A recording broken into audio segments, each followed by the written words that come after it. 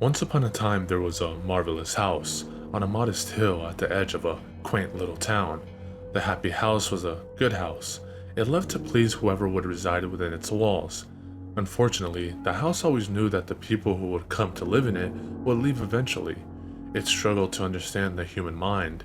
It made the happy house sad to think about how lonely it would be without a family, as it wondered, why do people leave me? Where do they go? I make them happy, but end up alone. The happy house was overjoyed. A family had arrived, a daughter, a mother, and a father. They had a small dog with them as well. The happy house didn't like animals very much. They never seemed to like the happy house either, regardless of what the happy house did. It liked that the dog made the family happy, and that was enough. The happy house thought that maybe it had something in common with the dog in that regard. The happy house noted that the family seemed to want to change things on its insides. Some of it tickled, but a lot of it hurt. It didn't want the family to leave, so it put up with about as much as it could until it realized they were getting closer and closer to its heart. The heart was a dark, moist room hidden behind the kitchen. It was always warm, but filled with strange devices and machinery. It was the happy house's absolute favorite spot for a human to visit, but it was the only part that was seriously at risk of injury. If someone changed my big happy heart, perhaps then again the sadness would start. The happy house winced in fear at the idea. It knew children were normally capable of less destruction, so it had a plan for its own preservation. There will be only one, who I'll let inside. For her daughter alone, my heart opens wide. Late in the night, as the daughter was sleeping, the happy house noticed something concerning. The parents were awake in their room, panting and moaning, struggling to situate themselves properly, struggling to sleep. The happy house knew it had to stop whatever was happening to them, for obviously this couldn't be making them happy. I know the way to help them relax. The shelf shall fall, swift as an axe. No sooner did the happy house come up with the idea than the shelf fell, connecting with the father's head, putting him instantly to sleep. The mother seemed ecstatic. She screamed with joy and hopped out of bed. She hurried to the phone and began to contact someone. It was obvious she was so thrilled, she had to share the news. The father never had trouble sleeping again. For several weeks, the happy house was so thrilled. The mother and the daughter rarely left. The father didn't do much. He had plenty of strange beeping machines around him now. He really liked sleeping. I've truly excelled. I've never seen someone sleep half as well. The happy house praised itself. It was worried that it had done something wrong at first, because the mother, daughter, and sleepy father all left in a strange white vehicle, but they came back, and things had never been happier. The daughter found the entrance to the heart shortly after they returned. She certainly liked to spend time there, and this pleased the happy house to no end. She'd often crawl into the lower cabinet beside the fridge. The happy house would gently shift its walls to let her in. It could tell that she felt safe there. With the father enjoying his rest so much, the daughter and mother went to see him less and less. They must have been worrying about interrupting his deep sleep. It was very blissful for the happy house, as it felt the father's dreams. It saw many strange things, but mainly the family being together. It didn't like that they weren't in the happy house in these dreams, but it was slowly working on trying to fix that too. Today's a sad day. I feel like I'll cry. The father alone still remains inside. The daughter and dog went for a walk. The dog ran away and gave her a shock. Normally, the happy house wouldn't have been terribly concerned about the dog, but it had caused the mother and daughter to leave in search of it. They'd been gone all day. The happy house knew it had to do something to bring them back, but it couldn't think of what. As the hours passed, it dawned on it. It truly is rude to interrupt rest, but waking him now would be for the best. The father rose, confused and weary. He had a strange vacancy in his thoughts. The happy house had never been this connected to a human before. It was truly a delight to know their mind. It bade the father to go outside and look for the place where the dog's gone to hide. It didn't take long for the father to find the dog. He grabbed it tightly by the collar, and the dog began barking loudly. The happy house knew the animal was causing far too much distress for the Ford family, so it had to get rid of it. As the father gripped tighter, trying to stifle the dog's barks and whimpers, the happy house saw the mother and daughter running over. The dog slipped free and, to the father's surprise, ran off into the surrounding trees. The daughter was all too happy to greet the father and hopped into his arms. This is exactly as it should be. The dog's better too, having been freed. Everything seemed to be coming back into place for the happy house, but it noticed the mother hadn't greeted the father yet. Instead, she looked off in the distance to where the dog had run. For some strange reason, the happy house could see something through the father's eyes, something it couldn't see on its own. The mother was not happy. She was concerned. Time went on and the daughter was happy. The mother seemed happy too, for a while. It was strange though now that the happy house could connect with the father. Everything seemed different through his eyes. The happy house could tell the father what to feel, so he was usually happy. But for some reason, he had strange desires that the happy house couldn't quell. The happy house also noticed, through the father's eyes, that the mother was not truly happy. There was something missing. It studied the family for some time, trying to understand the father's thoughts.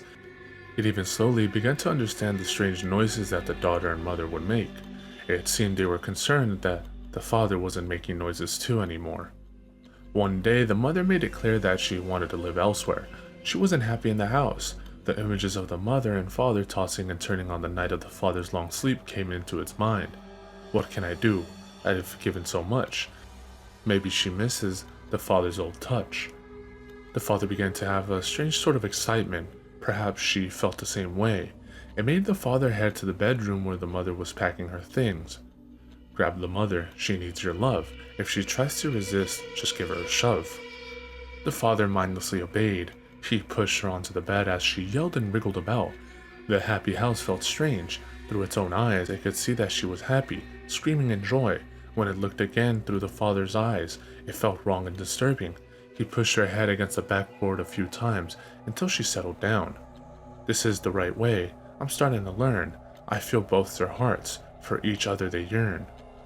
The happy house relinquished its hold on the father, hoping simply to spectate. It couldn't help but notice the daughter had quickly run to the cabinet and was entering the heart. She must have been so happy her parents were reuniting. The father stood blankly over the bruised, naked mother on the bed. He was unsure of what to do next. Without the happy house, how could he know?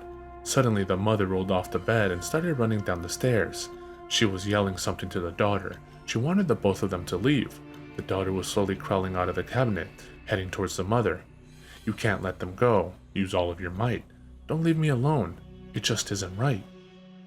With the happy house commands once more filling the father's thoughts, he swiftly went to the closet in the hallway, removing an axe. He stormed down the stairs to see the mother facing the kitchen. She reached for the daughter's arm, but the father's axe was too quick. It had been firmly planted in the mother's skull, handle protruding outwards as if lodged in a stump. The happy house could no longer feel her at all. The daughter screamed, tears running down her face. She turned back to the kitchen and fled to the heart. The happy house, for the first time, could tell the daughter was scared. It could feel the terrible flood of negative emotions sympathetically through the father. The mother is gone, sad as it is. Go comfort your daughter, at least she still lives. The father grunted in acknowledgement of the happy house's new command, the first sound of sentience since his coma. With a firm stride, he headed into the kitchen. As the footsteps closed in nearer and nearer, the daughter scrambled for an escape. She began yanking clusters of wires, clawing at walls, and pulling at straight pipes. The happy house started to writhe in agony as she damaged the machinery. The foundations began to shake. Stop her now, at any cost. She's harming my heart. Our paradise lost. With no hesitation, the father swung the axe into the wall. Again and again, he was able to see her through the gap. She screamed even louder, banging on some strange infernal machinery inside. The father hacked and hacked. The happy house began to feel weak. It tried to issue one last command to the father. I'm losing my hold, but I can't let you free. If I lose my strength, you'll be host to me. The fog had now cleared. Thoughts had returned. Terrible pictures in his mind burned. He questioned his brain. Is all of this real? He struggled with what and how he should feel. My thoughts are riddles. Why do I rhyme? The happy house voice then chimed in his mind. With the last that I am, now we are one. Don't be troubled by what we have done. The man saw his daughter mangled remains. What have I done? He cried out in shame. One final idea, he knew it was his own. I'll burn it all down, this demonic hell home. He gently blew out the pilot light and cranked all the knobs on the oven. After closing the kitchen door and windows, he sifted through a drawer, finding a matchbook. The man sat down, no longer a father, no longer a husband. A deranged cadence of protesting thoughts assaulted him as he waited. He could smell the gas building. He felt lightheaded. Don't continue. You know not what you do. We'll start again, afresh anew. The happy house pleaded in desperation. I've killed my family. I can't comprehend. This is the way, together we end, he said out loud as he struck the match. Still to this day, in the locals' renown, go to the woods by the edge of the town. You'll hear shrill screams, smell smoke and fire. No one around will call you a liar. If you go up, be ready to pray. Ignore all the whispers, whatever they say. There's a dog in the ruins, weeping at will, up in the ashes of Happy House Hill.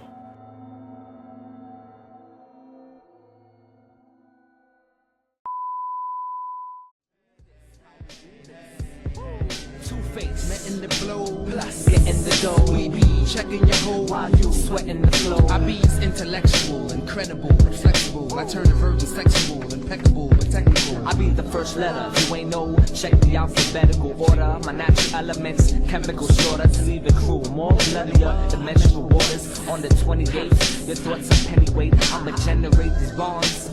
Watch as I detonate. At any rate, I separate like races. Niggas segregate you featherweights.